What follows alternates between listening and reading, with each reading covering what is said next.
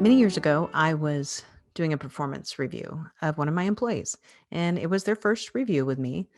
And the review was kind of, I guess at the time, kind of like the standard. So, you write your version of the review, I write my version of the review, and then we sit down and we talk about it together. And so you would send it to me, I would read your remarks, and then I would, put together my evaluation to be able to sit back down with you. It was a really interesting scenario with this person. This person had some concerns about them in many ways. And when I got their self review, there were a lot of things that made me wonder.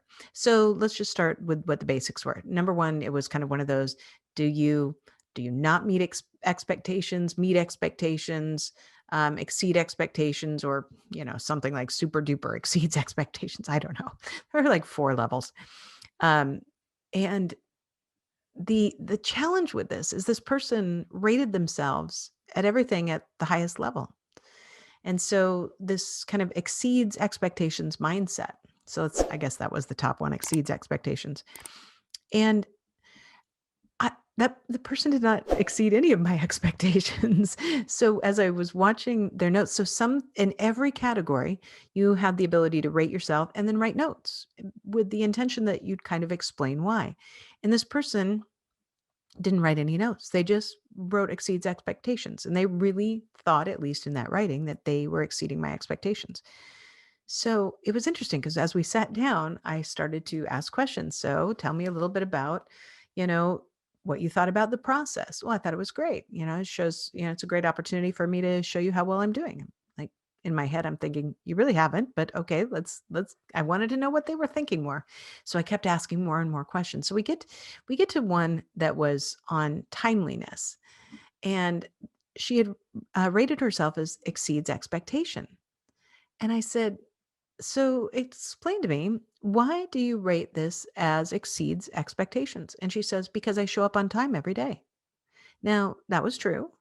That was true. She did show up on time every day.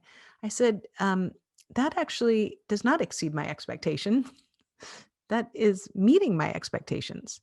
I mean, the minimum expectation is that you show up on time for work every day. And she was really confused. She was very perplexed. She had this look on her face, but why wouldn't that be exceeding your expectations? So as we got down through all the other levels, and I was trying to get her to explain, everything she thought was exceeding expectations was meeting my expectations. Now, here's the thing. I didn't have too many problems with her work or her output. She did show up on time every day. She was pleasant to work with, but she never did anything above and beyond. She never asked for any other, opportunities to show her skill set. She just existed. And although in some positions there's a place for that, there's a lot of positions where just doing what needs to be done is, acceptable. Sometimes you've got to have those people that just get the repetitive work done. But we were in an environment where people were wanting more projects and they were wanting to help create things. And we were in a really growth period of that organization. So the fact that she just showed up and then left every day with not any more energy for the organization was really challenging to me, especially when all around her peers were striving to make things better. And I don't mean that that meant everybody was staying late or they were working extra hard. I mean, there was just a different sense of energy. But with her, everything just met my expectations. But she really believed that that was exceeding expectations. At that point in time, I remember thinking, this is not the way I want to be able to work with people and help develop them. I need them to have more self awareness. Now, I also have to admit that when I was at that point with her, I had to reflect on my own self, my own path. And I could think back to clearly one job where when I did my self evaluation, I thought I was doing great, not always exceeds expectations, but whatever was above meets expectations, because there was one in there. and and a lot of times I thought that because of, I mean, I had very good sales results. People liked me, my customers liked me. So I had all these positives. But when I sat down with my manager, he did not see me in the same light that I saw myself.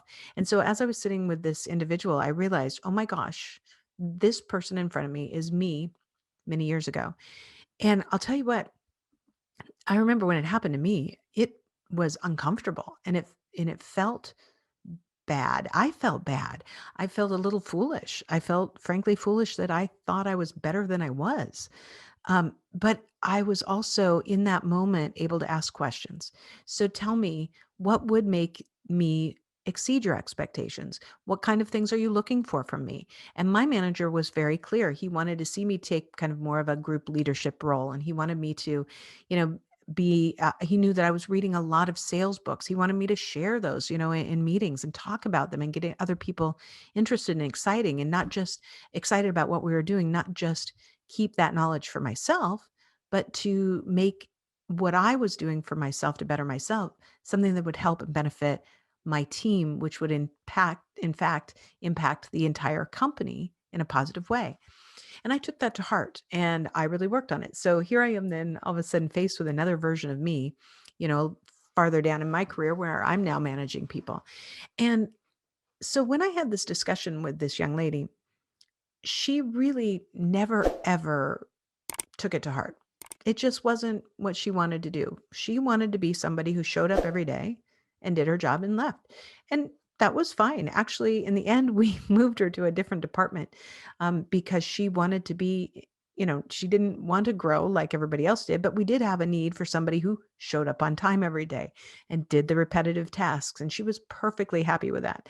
We moved her into the finance department. And, for all I know, she's probably still there today.